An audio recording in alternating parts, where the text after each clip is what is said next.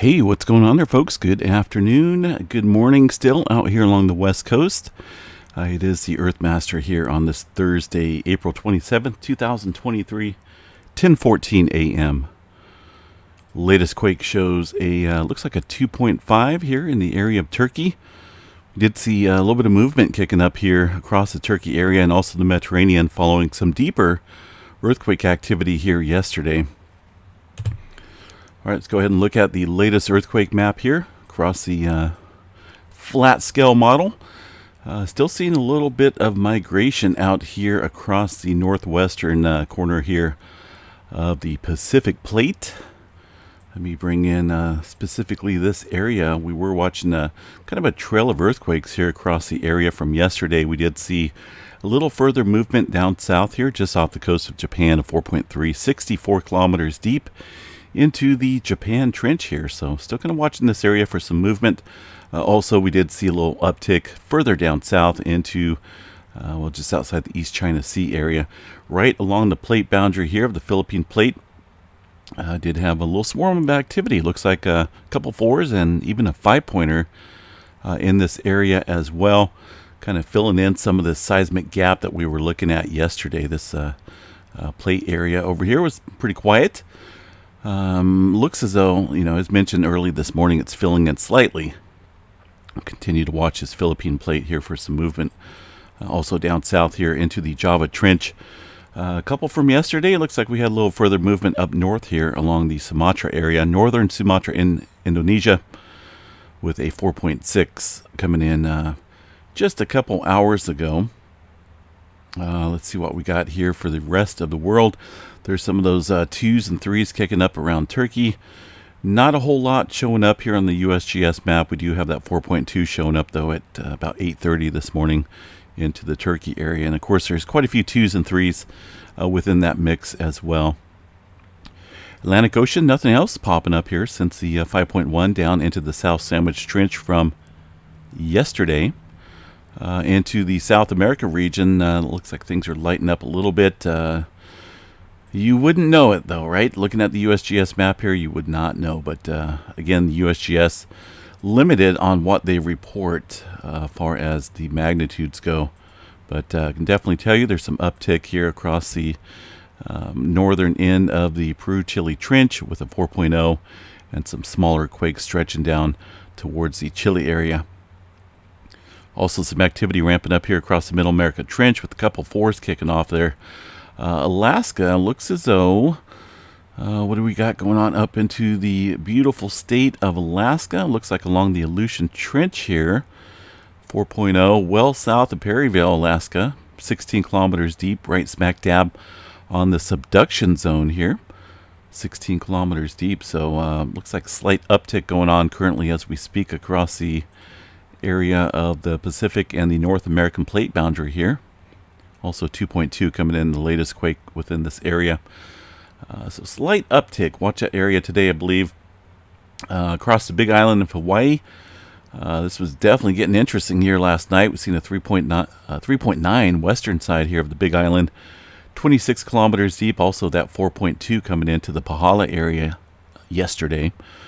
Let's see what we've got so far today. Looks like mostly 2s. A lot of it is around the Kilauea volcano.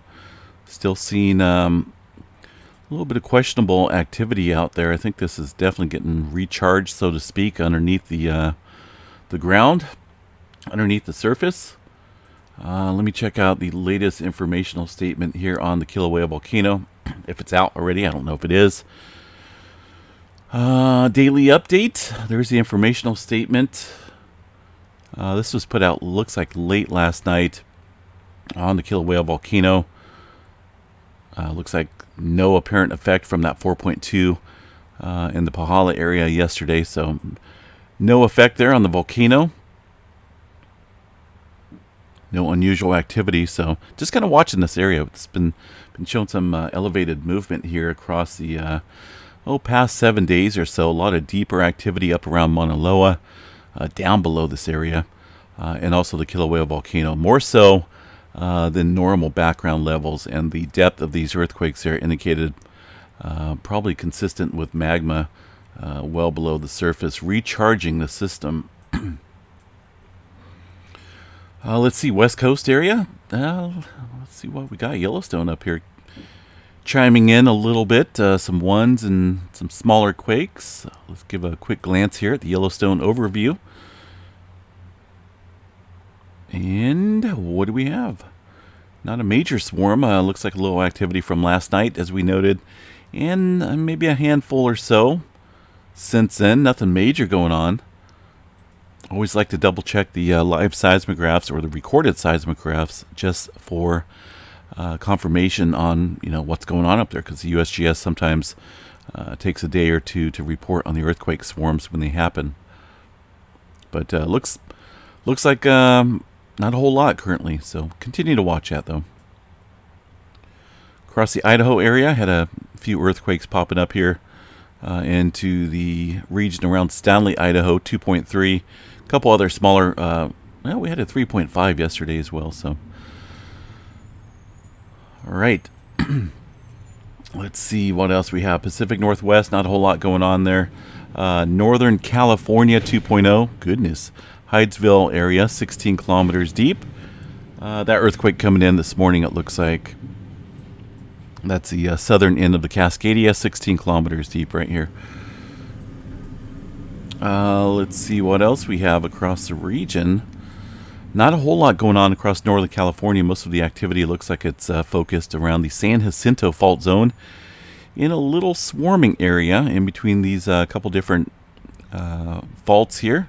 There's a couple different segments of the San Jacinto fault zone where we're seeing a little swarming activity kicking up here in the last couple hours. Mostly microquakes, but still slight uptick indicating some pressure going on down there in the Southern California area.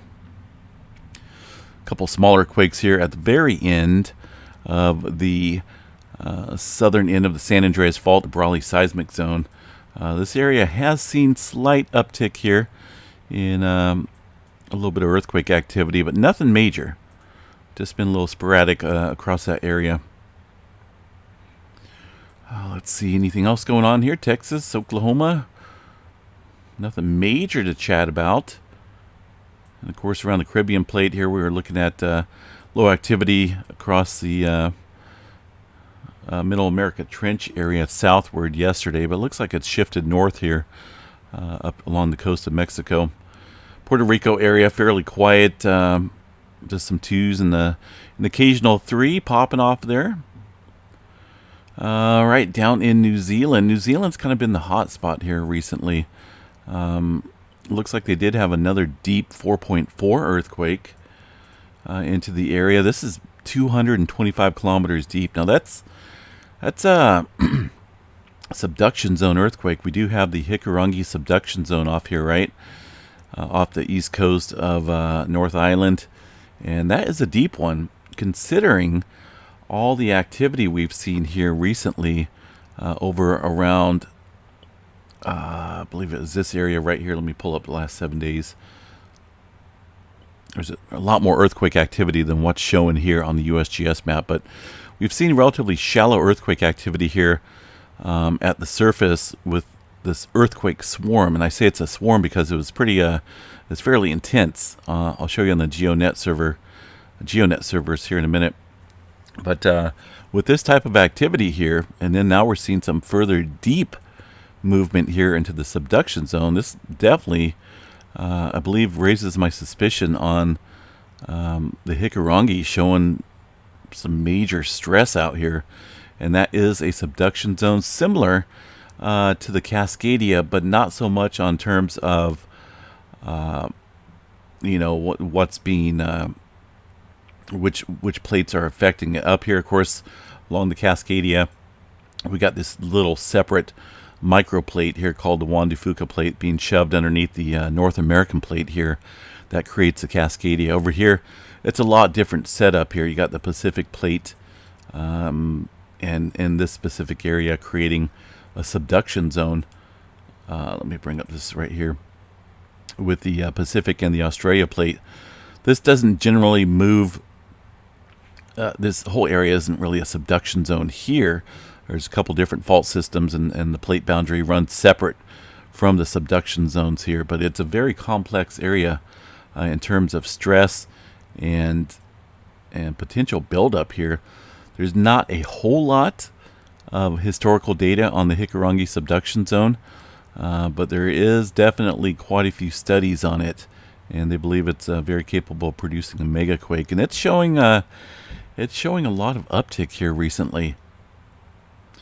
So now, following all this movement, let me show you guys the GeoNet servers here real quick.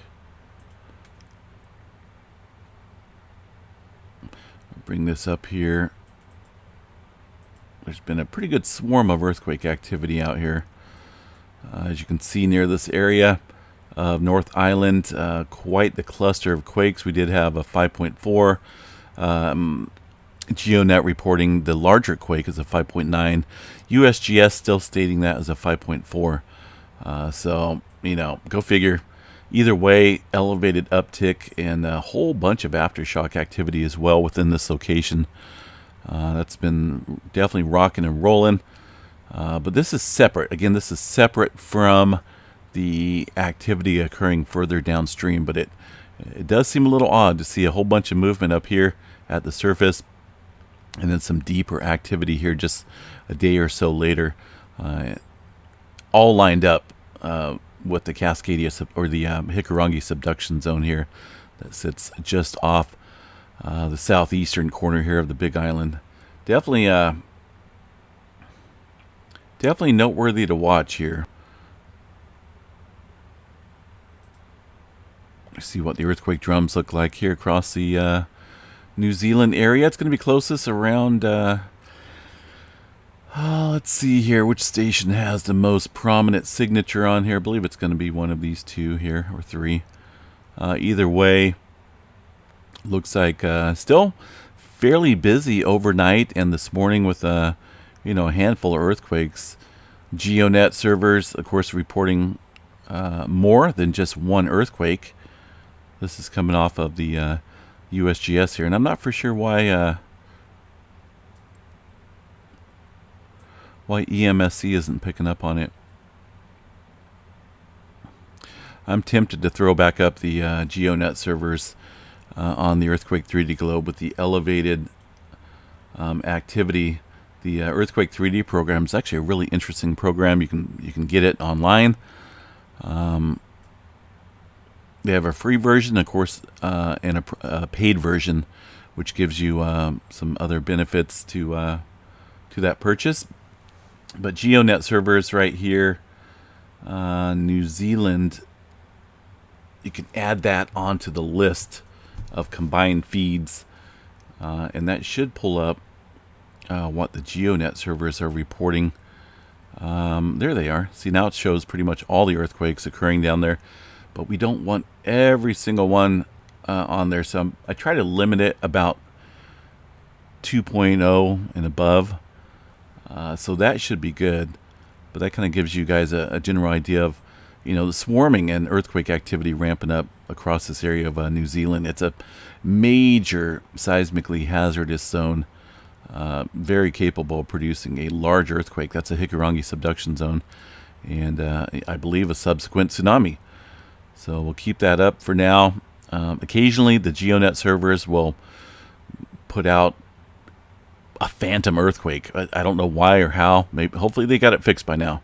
But a couple months back, I was running the GeoNet servers as well on here, and they would show an odd 7.0 earthquake here, when in fact an earthquake had occurred thousands of miles away, and it was much smaller. So hopefully they got that fixed. We'll keep an eye on it. But either way, I think it's important to pay attention to what's going on down there in New Zealand.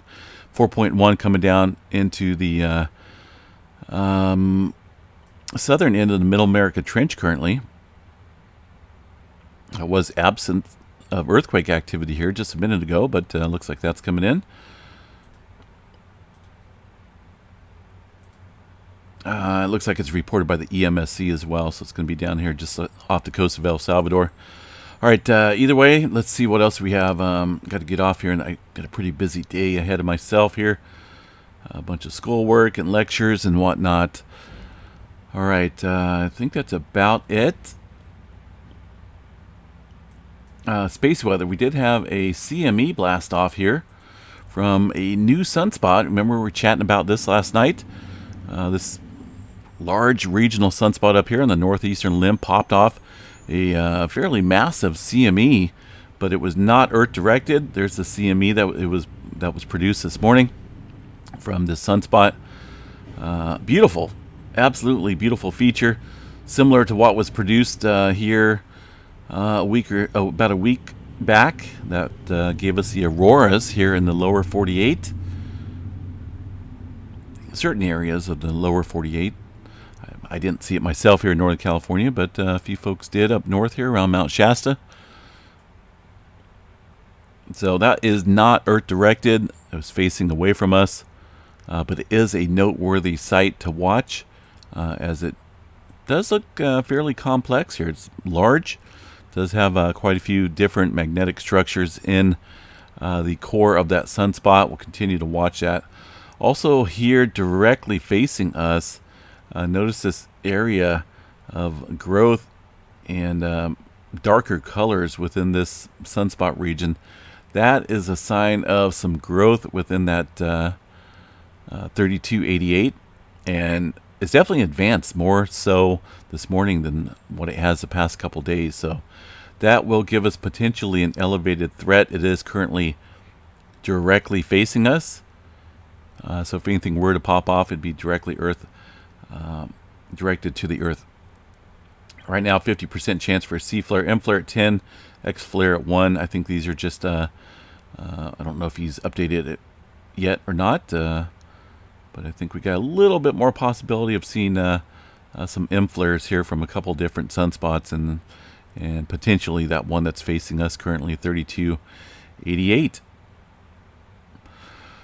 All right, severe weather threat today. Not a huge threat, although it looks like, well, it kind of expanded it a little bit across portions of the south here into Florida and extreme southern Texas with a slight risk. Not a huge threat for tornadoes today.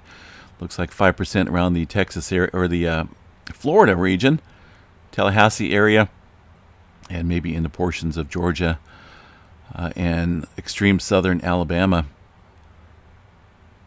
A little bit of wind and hail threat as well in there, but it is that time of year. Just be prepared. Stay safe out there. Got to get the show on the road, so to speak. We'll catch you guys back here a little bit later tonight. Again, GeoNet servers is added on to the globe here. Just, I should have added on a couple days ago, but just very hesitant about putting GeoNet back here on the globe because of the false earthquakes that they tend to report.